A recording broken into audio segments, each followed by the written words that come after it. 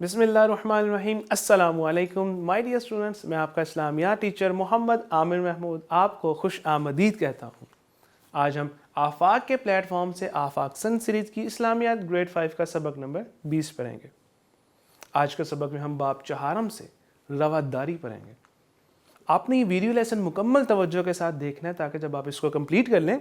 تو آپ اس قابل ہو جائیں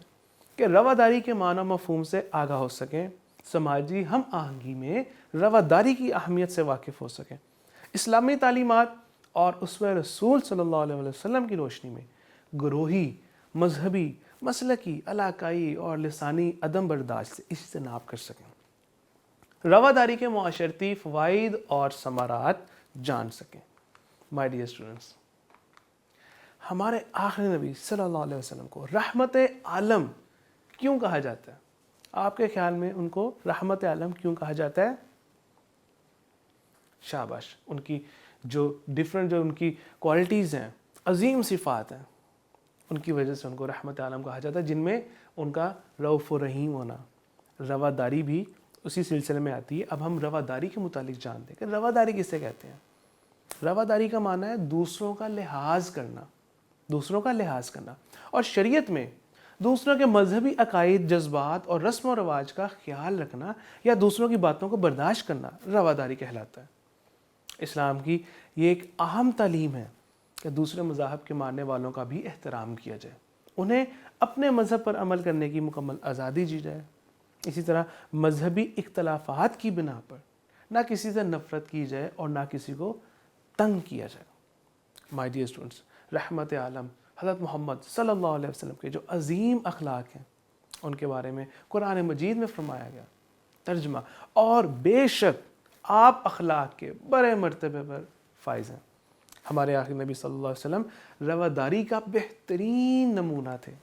مائی ڈیئر اسٹوڈنٹس، ہمارے نبی صلی اللہ علیہ وسلم ان کی جو رواداری ہے ان کے حوالے سے امت محمدی، یہ جو ہم ان کی امت ہیں، ہم پر یہ ذمہ داری ہے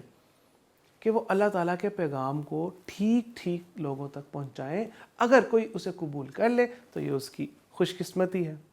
اور اگر کوئی رد کر دے تو یہ اس کی بدبختی ہے۔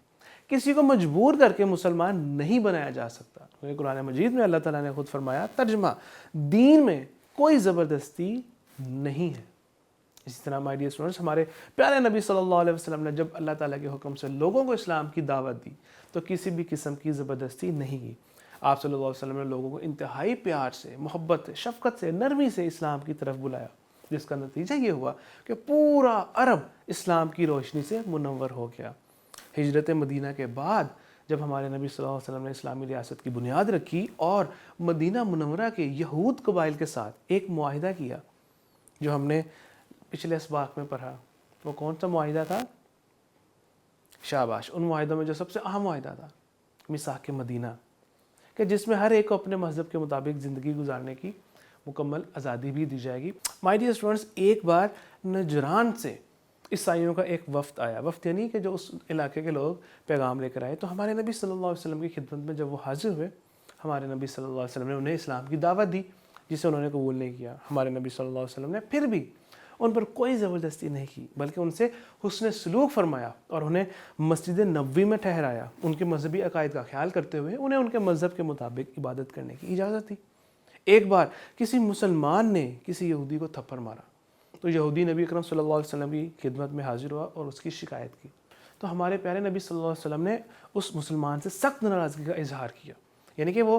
یہودی ہے تو اس بنا پر نہیں کہ وہ اللہ کو نہیں مانتا تو پھر مسلمان کی سائڈ لے لی جائے، بلکہ مسلمان جو ان کے جن کی بارے میں شکایت کی گئی ان سے سخت ناراض ہوئے۔ تو مائی ڈیئر اسٹوڈنٹس، یہ جو رواداری ہے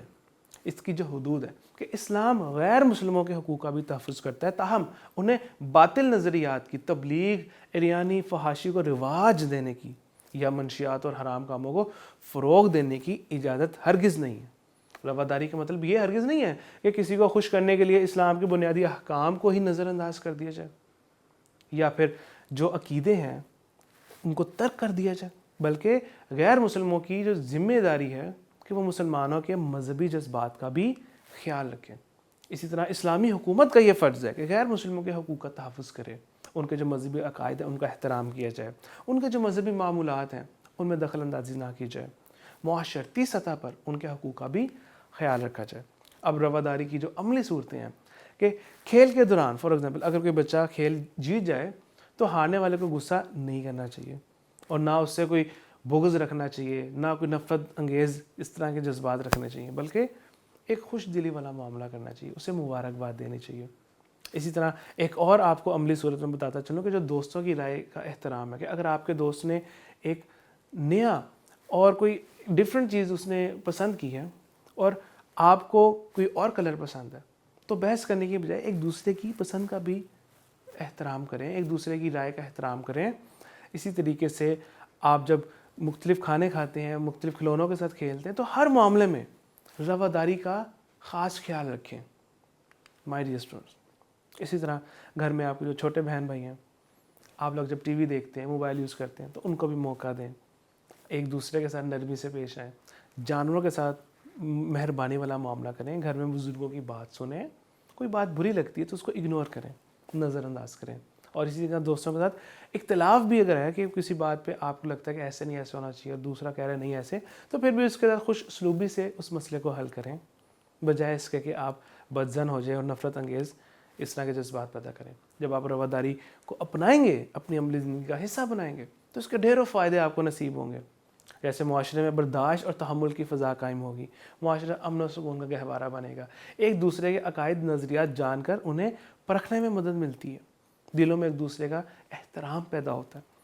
پرتشدد رویے کا خاتمہ ہوتا ہے۔ مائی ڈیئر اسٹوڈنٹس، آج کا سبق کے اہم نکات کہ دین اسلام نے جہاں ہمیں